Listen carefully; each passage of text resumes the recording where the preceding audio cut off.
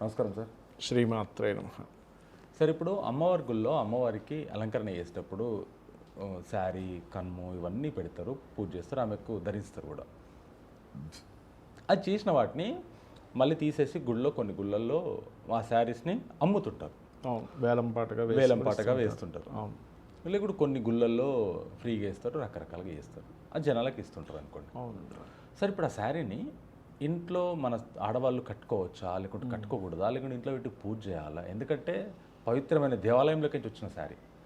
ఆడవాళ్ళు కొన్ని సందర్భాల్లో మంచిగా ఉంటారు, మంచిగా ఉండరు. అంటే నెల అన్నప్పుడు అవన్నీ వస్తుంటాయి, సందర్భాలు ఉంటాయి. కానీ ఇంట్లో కట్టుకోవచ్చా, లేకుంటే కట్టుకుంటే ఎలాంటి టైంలో కట్టుకోవాలి, లేకుంటే అసలు కట్టుకోకూడదా? ఏంటి దీని గురించి? మంచి ప్రశ్న వేశారు. చాలామందికి మీకు ఉన్నట్టే డౌట్ ఉంది.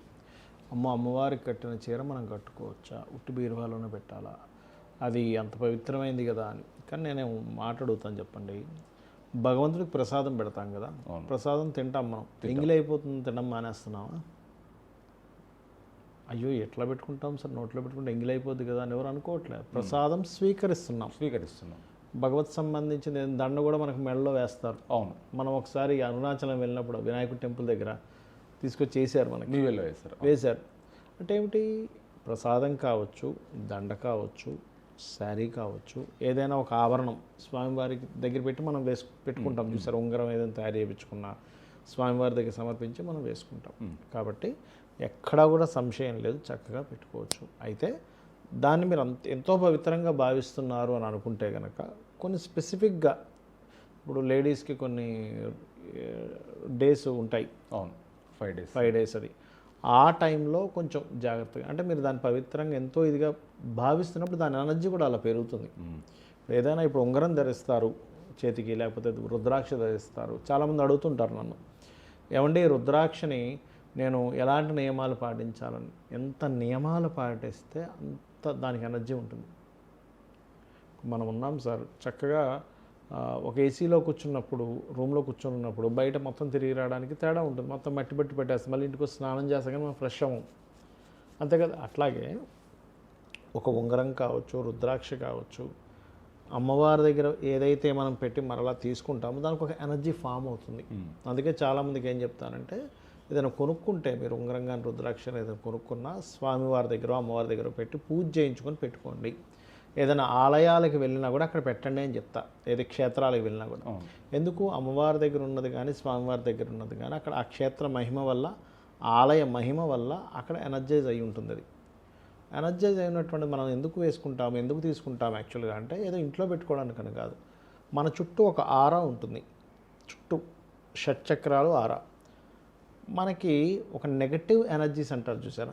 ఇప్పుడు పిశాచము అనే వర్డ్ ఉంది, పిశాచం ఉంటుంది. ఎలా అవుతుంది ఆ పిశాచము అంటే, మనిషి చనిపోయిన తర్వాత ఆ చనిపోయినటువంటి ఆత్మకి సరైనటువంటి సంస్కారాలు జరగకపోతే పిశాచం అయిపోతాడు.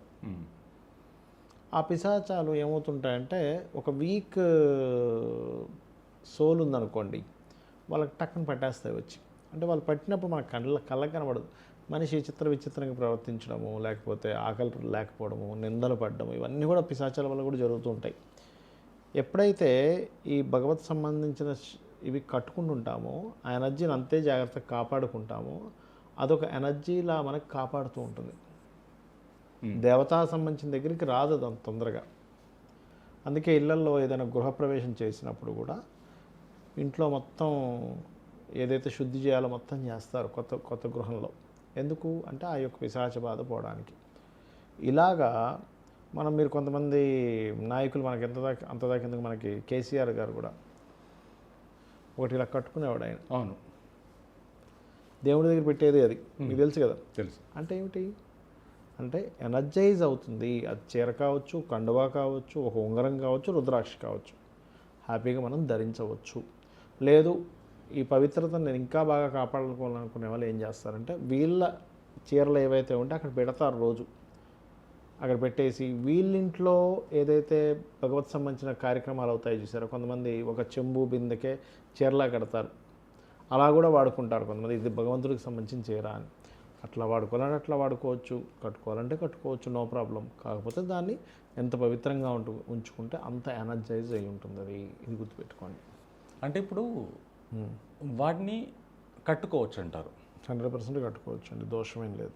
అంటే మామూలు రెగ్యులర్ టైంలో కట్టుకోవచ్చా, లేకుంటే ఓన్లీ పూజ చేసే టైంలో కట్టుకోమంటారా వాటిని? మన ఇష్టం. కాకపోతే ఆ రోజుల్లో కొంచెం దాన్ని జాగ్రత్తగా దాచుకోవాలనుకున్నప్పుడు, నెలసరి ఉన్నప్పుడు నెలసరి ఉన్నప్పుడు కాస్త దూరం పెట్టి ఉంటే దూరం పెట్టుకుంటే మంచిది. ఇంకా అంటే దాన్ని స్పెసిఫిక్గా మీరు దాన్ని అంటే ఇప్పుడు ఏమీ లేదు ఇక్కడ. ఎలా ఉంటుందంటే మీరు చూసే దృష్టిని బట్టి, భావన బట్టి, మీ భావన ఎలా ఉంటే ఆ రకంగా దాని యొక్క ఇది ఇస్తుంది. ప్రకృతిలో అన్నీ అలాగే ఉంటాయండి. ఎట్లా అంటే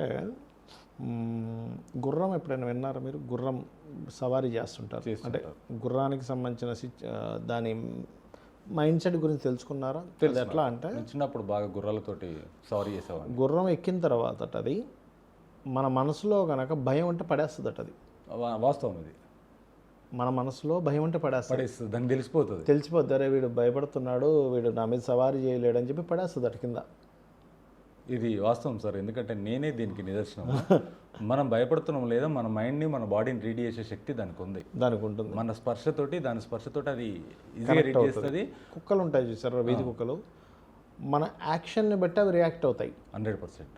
మనం కనుక వెళ్ళేటప్పుడు దాన్ని అబ్బా భలే ఉందా ఈ కుక్కని మనం ఒక ప్రేమను చూపిస్తున్నట్టుగా వెళ్తే అది తోకుక్కుంటూ వస్తుంది.